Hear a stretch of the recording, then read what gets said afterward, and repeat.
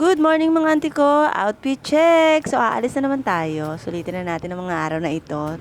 Susunduin natin si Catherine. Ayan. Hi, we're in Rizal!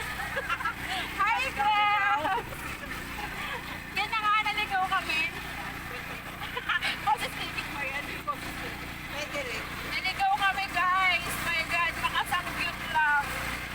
Nandito na kami sa pangatlong bayan ng Rizal. Parumbang na kami, finally.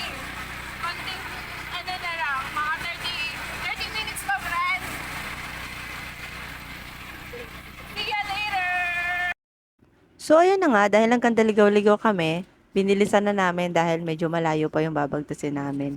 Pero sa puntong yan ay parang malapit na kami sa pupuntahan namin dahil binilisan ko talaga pagbibideo. So ayun na, dumating na nga kami. Ayan na siya. Bababa na kami dahil dito na kami sa...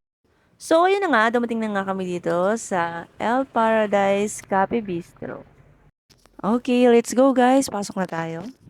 So, maghanap na tayo ng maupuan. So, dahil linggo ngayon, wala talagang tao. Makulit lang talaga kami. 2:00 pa talaga ang kanilang bukas.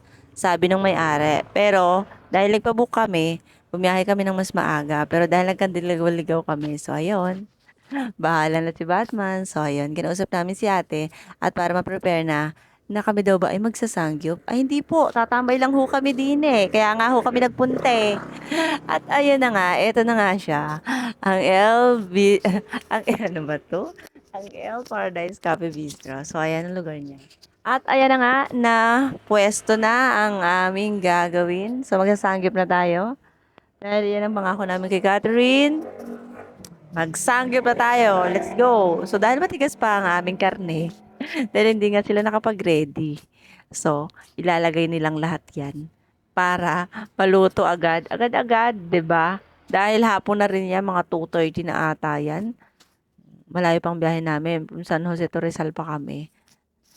At ayan na nga.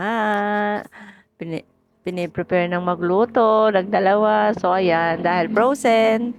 Tiis-tiis muna. Dahan-dahan lang para hindi siya masunog. Tawa sila ng tawa dyan.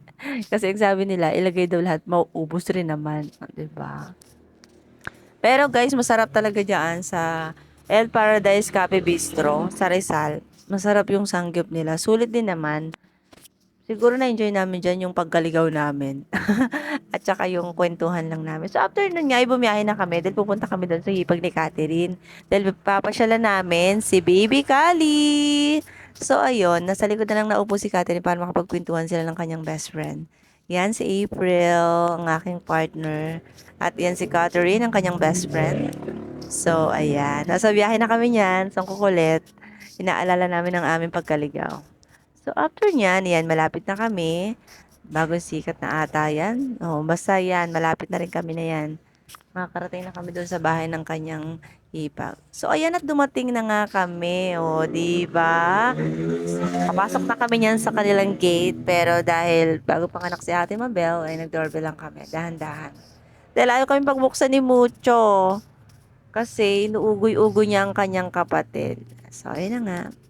Pumasok na tayo sa bahay ni Ate Maribel. Yun, at nakita na natin si Kali. Ayan si Ate Maribel, ang kanyang hipag. Ang kanyang pamangkin na si Mucho. Ayan. At ang kanyang bagong pamangkin na bagong panganak na si Baby Kali Micaela. And ayun na nga, ang cute niya. So, ayun niya magpayakap sa tita niya. Dahil hindi daw niya na-miss ang kanyang tita. So, house tour tayo guys. So, eto. Ayan.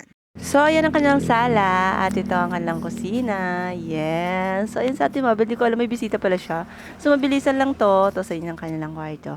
At nandiyan si Catherine sa CR. So, tinatapos ko na ang video ito. Thank you for watching. May part 2 yan, guys. Bye!